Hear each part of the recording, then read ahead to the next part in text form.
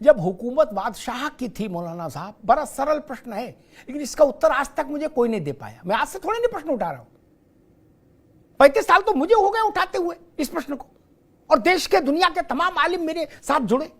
जब बादशाह के पास अथाह जमीन थी तो आपने काशी में सटा के मस्जिद क्यों बनाई? मथुरा में जन्म स्थान पर ईदगाह क्यों बनाया? आपके पास तो पूरा ब्रज खाली पड़ा था। सलीम चिश्ती की जहां दरगाह बनाई है वो इलाका पूरा खाली पड़ा था, वहां ईदगाह बनाते, दुनिया की सबसे बड़ी ईदगाह बनाते। काहे को बनाई भैया? सटा सटा के क्यों बनाई? सटा सटा के। इस बात का उत्तर हमको आज तक किसी ने नहीं दिया।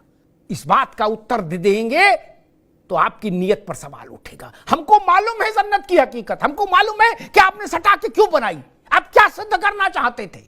आप भारत के माथे पर लात रखकर खड़े होना चाहते थे, आप भारत की छाती पर लात रख के खड़ा होना चाहते। कोई विद्वान मुझे बता दे कि विश्वेश्वर महादेव के आंगन में आपने वो छोटी सी मस्जिद क्यों बनाई? पूरा काशी खाली नहीं था क्या? और जहां आपने मस्जिद बनाई वहां मुस्लिम आबादी भी नहीं है, घनत्व तो नहीं है। उससे कई किलोमीटर आगे जाके मुस्लिम आबादी है काशी में, बात मैंने पहले भी उठाई थी। वहां जो ने मस्जिद बनाई जहां नमाज पढ़ने वाले थे।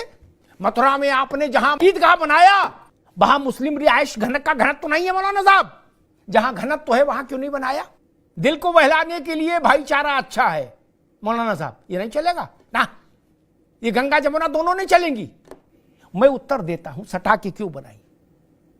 आप भारत की आत्मा को घायल करना चाहते, आप भारत की मर्यादा को तार तार करना चाहते, आप भारत के आत्म तत्व को लहूलुहान करना चाहते थे, आप भारत की आध्यात्मिक चेतना के पवित्र दिए को बुझाना चाहते थे।